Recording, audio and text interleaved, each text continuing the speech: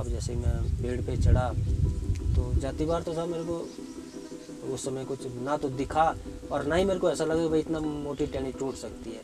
लेकिन जब मैं उस टहनी पे सीधे पार जाने के बाद में वापस आया तो वापस आते समय वो टूटी।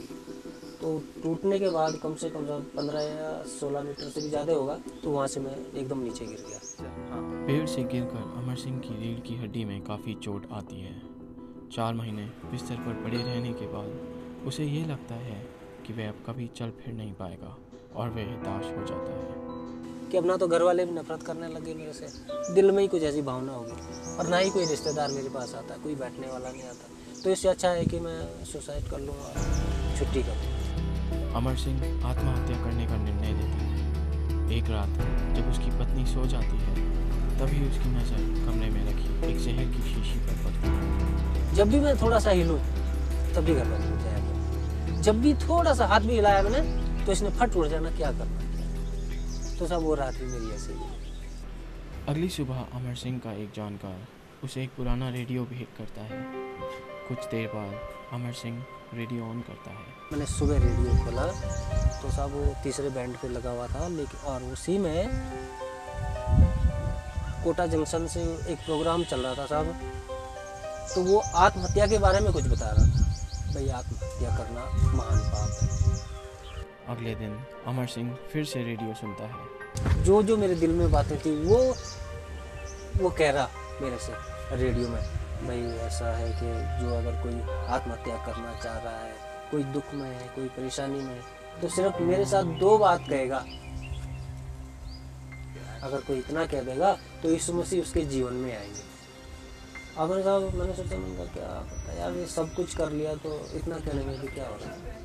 इतना ही बोला था मैंने कि मैं पापी हूँ प्रभु और मुझे माफ कर दो। और एकदम साहब ऐसे कुछ मेरे ऊपर हुआ कि मेरे को तो बहुत सारा रोना आ गया।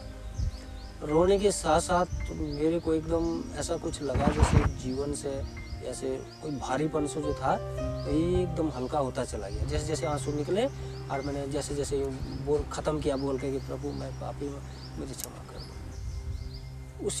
उसी तुरंत उसी समय मेरे ऊपर से इतना ऐसे जैसे बिल्कुल एकदम हल्का हो गया और मैं ऐसे लग रहा था मेरे को पानी के ऊपर हूँ। एकदम इतनी खुशी जीवन में आ गई। अपनी इस खुशी का अमर सिंह लोगों से इजहार करने लगा। जो भी कोई आया मैं बस किसी यूँ नहीं कि किसी से बात छुपाई होगी या किसी के पास का, मतलब मन ही ऐसे कर रहा था कि जो भी आएगा कोई सबके पास कहूँ और मैं सबको कहता चला गया। जल्द ही ये खबर गांव में फैल जाती है और एक दिन जब गांव वाले अमर सिंह को सवाल करने उसे पंचायत में बुलाते हैं तो वह डर जाता है। तो मीटिंग में जाने से पहले था मैं 3 दिन का उपवास किया, मैंने प्रार्थना की, उपवास प्रार्थना 3 दिन। तीसरे दिन सवेरे मैं प्रार्थना कर रहा था जब मेरे को ऐसा लगा कि किसी ने मेरे को यहाँ पर हाथ रखा है। हाथ रखते हुए ऐसे कहा जा मैं तेरे साथ हूँ। और जो डर सा मेरे को लग रहा था वो मैं खुल गया, एकदम दिल बड़ा हो गया मेरा। इस समय अमर सिंह को ये नहीं पता था कि गांव वालों ने उसे जान से मारने की ठान रखी है। गांव वाले अमर सिंह को चेतावनी देना शुरू करते हैं। आज से अगर तो तू छोड़ रहा है तो बता, और नहीं छोड़ रहा है तो तुझको ये शर्तें हैं हमारी। एक तो तू किसी से यीशु मसीह के नाम नहीं बताएगा, किसी को नहीं बताएगा। अगर तू किसी के घर गया तो 5,000 रुपये दंड है तेरे को। दूसरी बात, शादी विवाह में आना जाना एकदम बंद, ना तेरे यहाँ ना मेरे यहाँ। मरना जीना होगा, ना तू आएगा ना हम तेरे यहाँ आएंगे। स्कूल से तेरे बच्चे निकाल देंगे। पंचायत का फैसला सुनने के बाद अमर सिंह बड़े ही नम्रता से बोलता है। मैं सिर्फ एक ही जवाब दिया लोगों को, भाई तुमको जो अच्छा लगता हो। मैं यीशु मसीह से इनकार नहीं कर सकता। क्यों? अगर तो उसकी कोई मूर्त है, वो मैंने घर के ऊपर लगा रखी, तो तुम कह सकते हैं भाई मैं उसको निकाल रहा, वो है मेरे हृदय में बस गया, तो मैं उसके हृदय से तो निकाल नहीं सकता। और ये मेरे लिए गलत होगा कि मैं तुम्हारे सामने आज हाँ कर दूं कि भाई हाँ मैंने छोड़ दिया, नहीं मानता, और घर जाके मानता रहूं। ये मेरे लिए पाप है। इसलिए मैं आपके सामने ये कबूल कर रहा हूँ और मान रहा हूँ कि भाई मैं यीशु मसीह को छोड़ नहीं सकता। आप जो भी सजा देनी चाहिए मैं उसको दूंगा। तो हो गया आपस में, मारो, कोई कदम मार दो। मैंने कहा मारना, तुम इतना मार दो, मार के यही दबा दो, लेकिन मैं प्रभु से इनकार नहीं कर सकता। थोड़ी देर तक उनकी आपस में चर्चा हुई और उसके बाद में एक निकला, दो निकले, सब निकल गए, अकेला मैं रह गया। आज करीब 10 साल बाद अमर सिंह को गांव वालों ने स्वीकार कर लिया है और वे गांव में सभी के साथ मिलजुल के रहता है। अब देखो जी, अब दिल की तो कोई नहीं जानता, लेकिन इतना है कि बुलाते भी हैं, आते जाते भी हैं।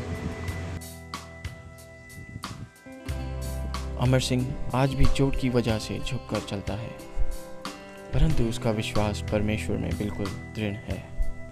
यार मैं इतना खुश हूँ, ऐसी स्थिति में भी काम पे नहीं जा सकता, कमा नहीं सकता, कहीं से कमाई नहीं है मेरी, और तो भी मैं खुश हूँ। और लोग रात दिन कमा रहे तो भी रोना है, तो क्यों ना उसको भी कहा जाए कि भाई ऐसा है, तुम्हें प्रभु के बारे में बता भाई एक परमेश्वर है और वो सबसे ऊंचा है। ये भी मैं विश्वास के साथ कहता हूँ, क्योंकि प्रभु ने मेरे को दर्शाया है कि मैं हूँ